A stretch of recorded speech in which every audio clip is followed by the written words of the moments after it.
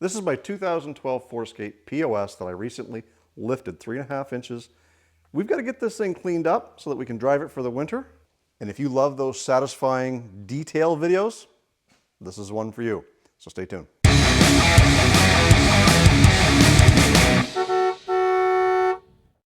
So in the last video, I'm going to link that right up here as well as in the description box down below. We lifted this thing 3.5 inches with a combination of a 2-inch suspension lift as well as some 30-inch tires.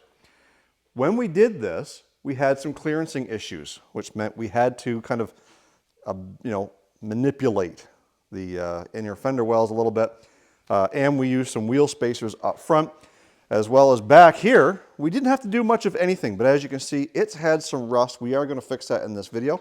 But my biggest concern is the fact that this thing's been sitting under trees for quite some time. So it's got this tree grime all over it.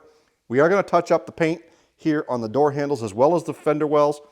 But this thing was a little bit of a dirty pig. I've given it a quick mucking out, but it hasn't been cleaned in a really, really long time. So we're going to be focusing on getting the outside done, give the interior a quick mucking out so that I'm not so grossed out when I get into this thing and drive it around town. Initially, my plan with this thing was to potentially do some sort of bed liner, Raptor liner coating on the outside to cover up all these little rusty spots.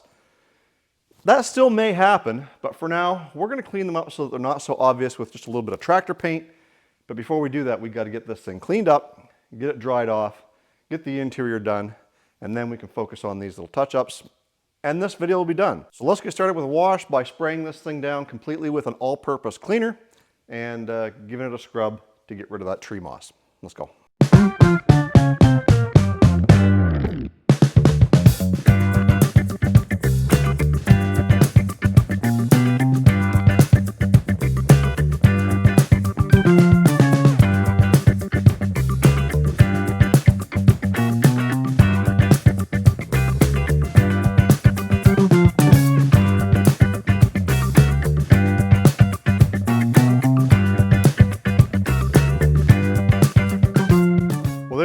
Step one, and well, I say step one like there's more.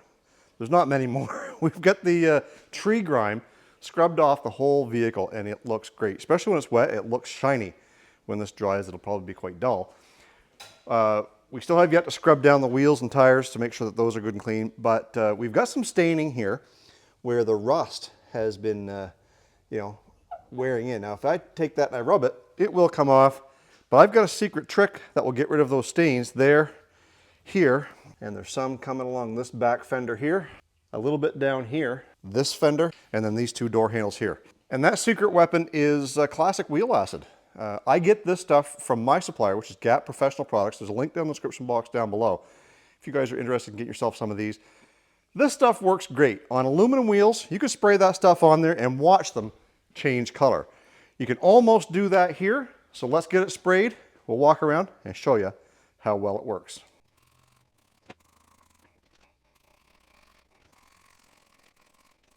Now, one thing you want to be careful of when spraying any sort of acid is ventilation. This stuff will take your breath away and will drop you to the floor if you're not careful. So when you're spraying that along, have some fan, have some air moving. I'm going to open up this door here for a minute to help get rid of that smell. But before we go too much further, all I did was I sprayed what you just saw on camera, and I haven't touched anything. Let's go and take a look and see how well it's working so far without even touching it. So here's the passenger side door. You can see there's still a little bit of it there, but you can see this little spot where I rubbed with my finger. This stain is just about gone. All of this has disappeared. This one's going to take a little bit more because there is a crack there, so there is some coming out of the crack. But I sprayed this chrome piece here because what it's going to do is it's going to help get rid of the iron that's in rust. So again, I'm going to have to wash my hand. But if I just do that and spray it off, there'll be a nice clean spot right there. Very minimal effort. Come around to this spot. This side, all that orange is gone. Over here, it's starting to go. And over here, it's practically gone. So all I'm going to do with this is I'm going to take a separate brush with some water and just give it a little bit of a scrub And make sure you're using a soft bristle brush, because if you do have paint that you want to try and salvage, you don't want to be, scratching out your paint. I'm going to go over that, and then I'm just literally going to hose it down with the hose, and a very minimal effort to get that staining off of your vehicle, especially if it's white, because it shows the worst. And, well, white vehicles are the first to rust. And there you have it. I took my brush and just wiped down the bottom of the door where I sprayed. Very little effort. No more staining, just rust, which, again, we're going to touch up. Back here, it's hard to tell, but this fender was stained with brake dust or something. We come back here to this one, and I'm not sure if you can see it if the camera picks it up, but there is a crack in the paint. That's why it's still weeping a little bit. But this chrome piece turned out really well. And of course over here, the staining is gone. So once we get these spots touched up, it should blend it in a little bit until we have the opportunity to do a better job at masking these little rust chips and spots when we do the bed liner thing, if we do the bed liner thing. All in all, this $200 POS is really coming around. If you didn't watch that very first video, again, I'm going to leave a link right up here. You guys can go back and watch that, where I paid $200 for this thing, and we had to do some work to it to get it up to par. New subframe, new control arms. We had some rocker panels that we had to do, which I didn't film, but the rocker panels had to be done. And then all this rust repair is just superficial. It's just on the surface. We got to give a little bit of a touch up. And again, if you guys are liking this sort of video, let me know down in the comment section down below, because we're always cleaning stuff. I own a used car dealership. There's always really, really dirty vehicles that are coming in that we have to get detailed up and ready for the lot. Great opportunity to show you guys some, some detailing and see how we get there. This particular one is just literally going to be a quick vacuum out and get rid of some of the grub and stains and stuff like that that's in it, just so it's not as tacky and grubby as it is right now. Won't be a full detail. I'm going to be driving this thing for the winter, so winter boots, slush, snow, salt, getting in on the carpet. But nevertheless, that's what this is intended for. It's not meant to be a full detail car show, car stopper type, whatever. Show stopper, whatever you want to call it. And if you want to show support to the channel, other than just watching these videos, I do sell t-shirts with Old Car Guy branded merchandise on it. It's the first link in the description box down below. You can help support the channel by showing your support to Old Car Guy with t-shirts, hats, hoodies, stickers, and beer koozies. All at a very respectable price. OCG-15 until the end of 2024. You use that promo code, you'll get 15% off. And yes, we do ship to the US. If you didn't know, I'm in Canada. So make sure you subscribe to Old Car Guy. Make sure you're liking this video. Pick up some merch, all that good stuff. Let's get back to cleaning this POS. Now in the back here, I've already kind of started when I had this thing in my own personal garage over at the house. But the end of my vacuum, the little narrow one that used to pick up dirt, I can't find it. So I waited till I get over here. We've got a nice long hose that can reach in here. So I got the worst of it back here. But where the really bad stuff is, well, in these floor mats, because they're kind of dirty and moldy. And as you can see, that floor is pretty grubby. Not to mention some of the prizes we found underneath the back seat. Yeah. The previous owner had kids and, well, French fries, candy, treats, and dog. They had a dog too. So we got to get all this vacuumed up. So I'm going to grab the vacuum cleaner, get you guys set up, and get this clean.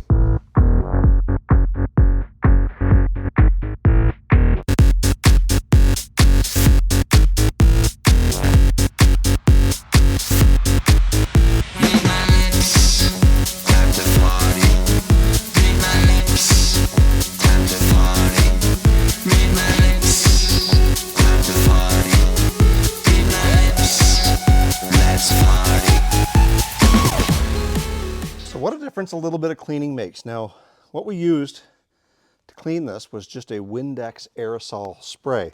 That gets rid of the bulk of it and makes it so that you can actually sit on the seat and not have to worry about catching anything. It's good for plastics, obviously for glass. The backs of these seats, everything is vinyl in this thing. Yes, they call it leather. Maybe this part of it here is leather. This is vinyl. So very little of a leather seat car that's mass produced like these ones is actual leather. It's usually faux leather, fake leather, pleather, whatever you want to call it. But that Windex aerosol works wonders. You look at the floor, I got the bulk of all the junk vacuumed up on that. And back here, once that aerosol dries, you can see that it's still dirty. Well, now that we've got the bulk of it done, we're gonna go through with some all-purpose cleaner and get those cleaned up. It still, in this condition, looks 10 times better than it did. We're gonna finish up back here and then focus on the front. The seats aren't bad up here because this is where the adults sat, and I've already cleaned up a bulk of the Tim Hortons coffee that was spilled all over the console. It's the floor. It's quite grubby.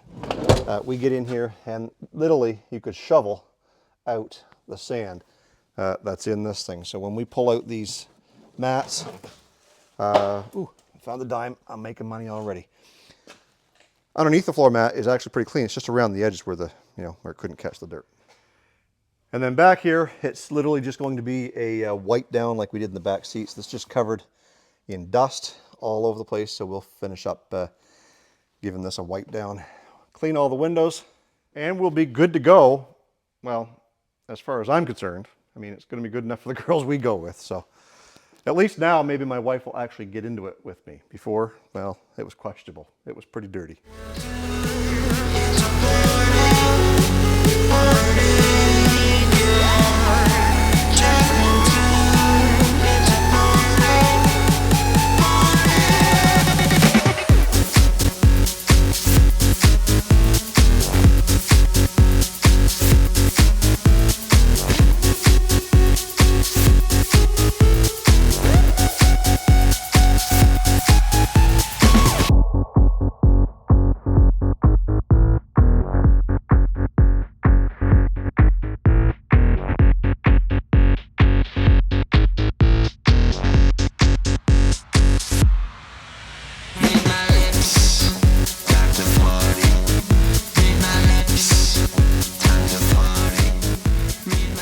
I'm not sure where the footage went of me cleaning up front, but I think I got vacuuming the two front floors, but somehow missed wiping down everything and cleaning the windows. And yeah, I don't know. Either I didn't hit record or I did, and I don't know. Anyways, let's take a look and see where we are. This is as good as it gets for me. It does not have to be perfect because it is just going to get dirty again. So let's take a look. So here's the driver's side. The seat was in good shape anyways. We got the floor mat all cleaned out and shoveled out of the dirt and dust that was all down in there. Dashboard's all wiped down and clean.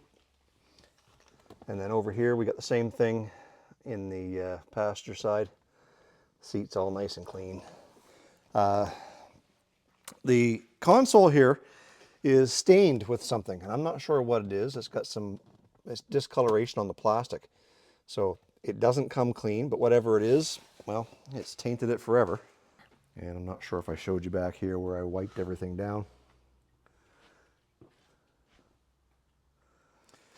But now that the interior is, well, I say to my liking because it's good enough. I'm going to come and dry off all the parts where there is bare metal or flaking metal up around the wheel well, the door handles, inside the door here. Same thing on the other side. We're going to take the air hose to it, blow all or most of the water out, and then we've got a heat gun which will dry it up, and then we'll come back and we'll do some touch-ups with it. So once we get the air all blown out, I'll come back because I'm going to wait till after lunch to do this, and we'll do some touch-ups and get the old spray bomb action going here. See if we can at least make something out of, well, what it is that we have here. So we've got all of our paint chips all blown dry. We will come back with the heat gun to warm it up so the paint sticks better. But on these Fords, if you're ever looking for a paint code to match paint, which we're not going to match, but we've got a whole excess of cans out back that we've used in the past. We might find something out there. If not, we're going to use tractor paint. But if you open your driver's side door, either on the door jamb in here or on the door itself, there is going to be one of these manufacturer stickers. And on a Ford, you've got this one right here which says exterior paint, and the code on this vehicle is WS. And if it's two-tone, it will designate two-tone, but we don't have too many two-tone vehicles anymore. WS is the paint code for this 2012 Ford Escape. So let's go out back and see if we've got anything that's close to this. Again, because we're a used car dealership, we do a lot of touch-ups. So we've had a lot of Fords, 2012 in the past, that we've done touch-ups, Ford Fusions, Focuses, Escapes, and we're going to see if we've got something here that might match. Let's take a look. So most of our whites are over here, and sometimes we'll label them, sometimes we forget, but that's a 15 Ultima Step 1, and there's an Ultima Step 2 there, and we've got one that's white, but it doesn't have any markings on it. Sentra back there, W8. What did I say? Oh, ours was WS, I think. That's W8. We're going to set that aside. I don't know what that's for. Right there. There's a WS. I call it white suede. We didn't write what it was for. That might just be it. I've got to go back and check and see whether it was WS or W8. Because that's W8 and that's a white as well. Let's go take a look. So I came back and checked the paint code, and paint code is telling us it is WS. So we go back and we grab our white suede. There's not a whole lot left in this can, but it should be enough to do some touch-ups. In the beginning, I thought maybe I would try spraying it on, but in fact, I think I'm going to brush it on. Yeah, you guys probably think I'm crazy. But where I've got to kind of blend it in around those door handles, I'm going to brush it. Down here on the fenders, where it's just a quick, easy spray, I'm going to spray it there. Same with the bottom of the doors. I don't know if I have enough, so we are going to use tractor paint as the first coat. Actually, we're going to prime it. Primer will be the first coat. Tractor paint will be the first coat, and then we'll kind of come back with this. Seeing how we're limited on how much that we have, we'll use this as our top coat so that it kind of blends in better. Okay, so before I went to lunch, and of course after I put the camera down, I did go along and wipe this stuff down, and I give it a spray. Just an easy light coat of primer. We've hit all the spots that we're going to spray with the can. So we got the two fenders, we got the inside of the door lip here, as well as the outside. Again, we're not going for perfection. We're just going to kind of mask the dark areas on a white vehicle. Once we get that done, we're going to go and we're going to touch these up by hand. I'll show you that process here in a minute. But what I'm going to do is go ahead and get these parts here touched up with the tractor paint, and then we'll go back over it with the actual matching paint. We've got our little heat gun going here that we've been warming the body panel up. So this thing here is older than the hills. It's probably older than I am. We found it in an old building one time. But it does the trick. Every once in a while, it'll shoot a few sparks out there, but it gets hot real quick, so it allows us to warm this up. So let me set the camera up, and we're going to spray over our tractor paint, and then we'll dry it up with this, and then we'll go with our final coat.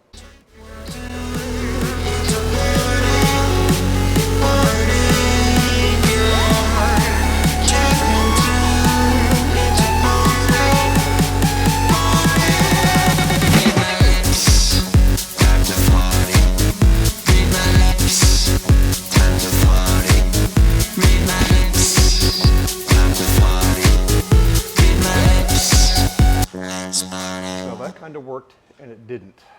You see, the color blends in a little bit better than the actual white that we were using. The problem is the white went on and it spattered. Why? Because it's cold. I didn't cover up the tires, and so now my tires have white walls. That'll clean off with some thinner. It still looks like crap, but it covers and the color blends a little bit. We got a little bit of run right here. It blends into that door a little bit more, so that when we actually close that, you know, at 30 feet, it's going to be fine. Down here, I had the door closed a little too far, that my overspray sprayed onto this rocker panel. Again, it's fine. I can use some thinner to wipe that down. And then over here on this door, the bottom of that door, the corner, it kind of blends away, so you hardly even notice it. Same thing up front. Not sure if you can see that on camera or not, but I don't want to say I'm happy with this because I'm certainly not. But I'm satisfied with the fact that there's no more bare metal. And if we do come back to this thing with some sort of a rock guard product, we're going to be scuffing up all the paint anyway, rolling on or spraying on whatever it is that we're doing. We're not going to be super duper fussy, but we'll probably tape off the windows and mask the tires and the plastics and stuff like that, the windows. But either way, the whole thing will have to be sanded, so this will get smoothed out a little bit more anyway.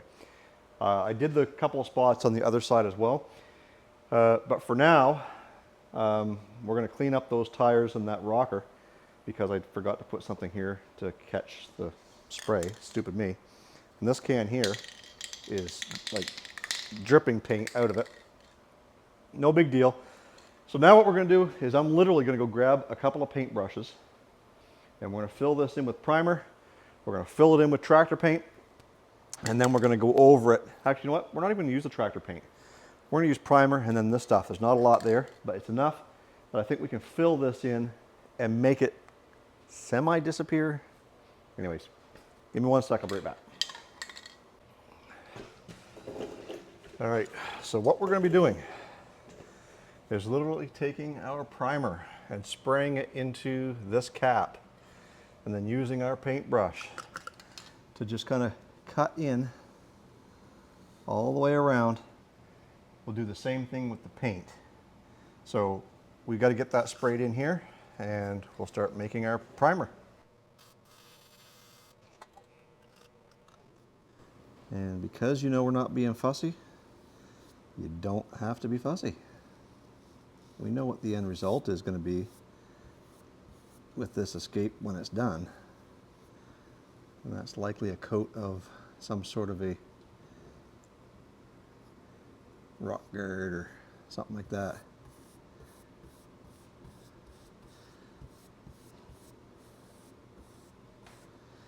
And then we're going to take our heat gun and flash dry this like a lickety split.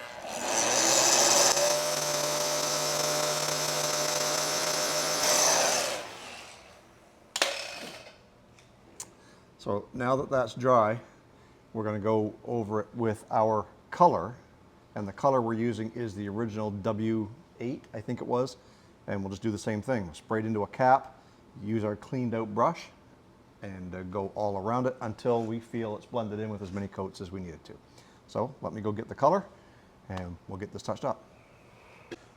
So now that this is dry, we got our paintbrush cleaned out, we're going to take our WS, I guess it is, not W8, WS, and we're going to spray it in the cap and we'll do the same thing. Clearly there's no science to this, but sometimes you learn a trick or two.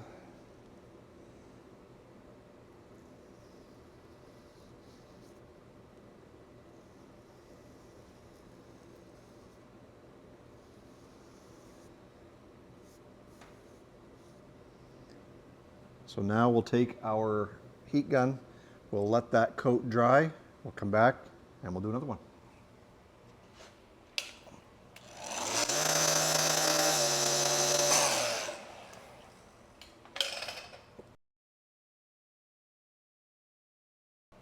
The more coats we put on it, the lighter it's getting.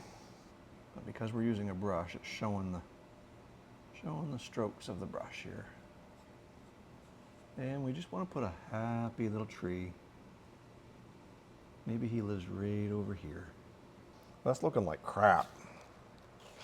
So just as you guys suspected, that's looking a whole lot like dog crap. So what we're going to try is we're going to try spraying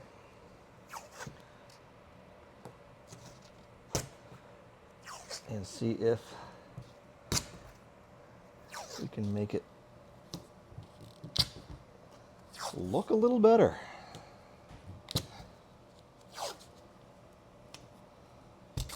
So we're just going to do this and then get a little bit of newsprint cover it up a little bit. See, this is exactly what I was trying to avoid, was doing a whole lot of taping and masking. Because I just want to get it done, and I don't care what it looks like, because it's all going to be covered with some sort of a rhino liner or something or other down the road anyway.